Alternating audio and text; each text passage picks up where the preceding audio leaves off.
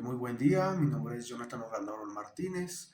Vengo a realizar el caso ficticio de mis prácticas profesionales con un enfoque jurídico, psicojurídico en el Colegio Instituto Técnico Industrial Francisco José de Caldas, en un entorno educativo, básicamente en orientación escolar y coordinación de convivencia. Básicamente el caso corresponde a un estudiante de 15 años aproximadamente. En el contexto familiar nos encontramos que vive con madre cabeza de familia, dedicada a trabajos informales, referente a realizar aseos en las casas.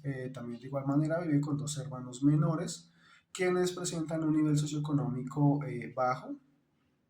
Básicamente el contexto cultural está marcado por vulnerabilidad social y presencia de dinámicas juveniles asociadas al consumo de sustancias psicoactivas en el barrio y posiblemente también de igual manera en la institución. El estudiante es remitido pues al área de orientación por el bajo rendimiento académico que presenta. También presenta ausencias recurrentes y conductas de aislamiento en la clase, junto frente a sus pares. Compañeros refieren pues que lo han visto consumiendo marihuana o también vapeadores cerca de la institución. En algunos casos presuntamente se le ha visto consumir ese tipo de vapers y sustancias psicoactivas en diferentes instancias e instalaciones de la institución. El estudiante menciona insomnio, discusiones con su madre y sentimientos de vacío, y pues finalmente de un seguimiento por parte de orientación acepta un consumo ocasional, pero lo justifica que es únicamente que es social dentro de sus pares. En el contexto de evaluación se desarrolla en el área de orientación escolar de la institución. El servicio tiende siempre a ser preventivo y pues no psicojurídico, por lo que se desarrolla en un ambiente educativo. En este caso, mis prácticas me permiten ir un poco más allá de solo remitir a estos tipos de casos, por lo que yo puedo abordar de una manera diferente ese tipo de situaciones.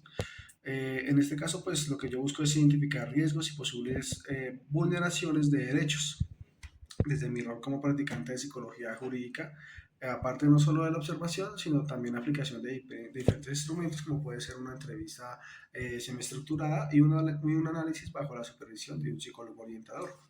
El enfoque siempre tiende a ser integral, combinado con lo psicológico, lo social y lo psicojurídico. Básicamente las estrategias de evaluación seleccionadas son simples. Primero, una entrevista semiestructurada, como lo comentaba en la diapositiva anterior, para explorar vivencias personales, relaciones familiares y percepciones sociales que tiene este estudiante. Segundo, el cuestionario ASSIST de la OMS, Organización Mundial de la Salud, para tamizar el consumo de sustancias.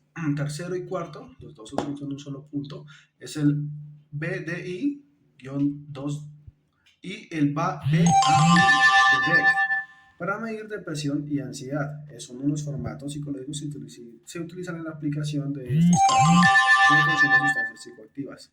Quinto y último, una escala de percepción de apoyo familiar. Y finalmente, observación directa en el contexto escolar. Esta combinación permite pues, evaluar el caso en niveles clínicos sociales y en este caso en el entorno educativo desde un enfoque psicojurídico.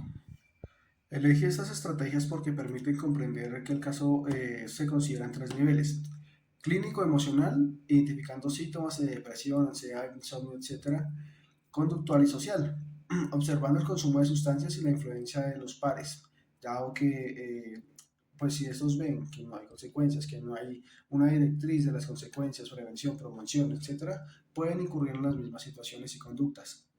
Así se puede evaluar posibles vulneraciones de derechos y se puede realizar la respectiva activación de las rutas institucionales. Un aspecto fundamental es la reflexión crítica. Entre los desafíos éticos, pues se puede garantizar y se debe garantizar la confidencialidad, obtener el conocimiento informado de los padres en este caso antes de realizar cualquier tipo de abordaje de mi parte como practicante, para evitar la estigmatización. Entre las dificultades que se presentaban en este tipo de escenarios, en este caso un escenario ficticio, se puede presentar obligación al consumo por parte del estudiante, resistencia familiar y limitaciones en tiempo en el ámbito escolar. Para manejar ese tipo de situaciones, realmente lo que yo he tratado de proponer en mis prácticas es generar un clima de confianza, en este caso el consentimiento informado. Me lo brindaron los padres por medio de una entrega de directivos del rector y el mío supervisor y el orientador indicaron lo que yo podía realizar, en los cuales dieron su aprobación y se realizó el debido consentimiento informado con los padres en determinado escenario que podía suceder.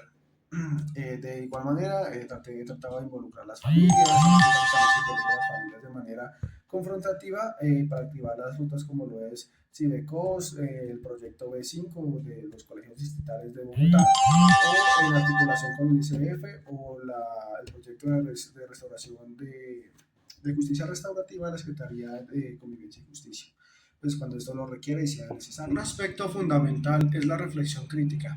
Entre los desafíos éticos, pues se puede garantizar y se debe garantizar la confidencialidad, obtener el conocimiento informado de los padres en este caso antes de realizar cualquier tipo de abordaje de mi parte como practicante para evitar la estigmatización. Entre las dificultades que se presentaban en este tipo de escenarios, en este caso un escenario ficticio, se puede presentar obligación al consumo por parte del estudiante, resistencia familiar y limitaciones en tiempo en el ámbito escolar. Para manejar ese tipo de situaciones, realmente lo que yo he tratado de proponer en mis prácticas es generar un clima de confianza, en este caso el consentimiento informado. Me lo brindaron los padres por medio de una entrega del rector y el mío supervisor, el orientador, indicaron lo que yo podía realizar, en los cuales dieron su aprobación y se realizó el debido consentimiento informado con los padres en determinado escenario que podía suceder. De igual manera, trataba de involucrar a las familias, de manera confrontativa para activar las rutas como lo es Cibecos, el proyecto B5 de los colegios distritales de Bogotá, o en articulación con el ICF o el proyecto de restauración de justicia restaurativa de la Secretaría de Convivencia y Justicia, pues cuando esto lo requiere y sea necesario.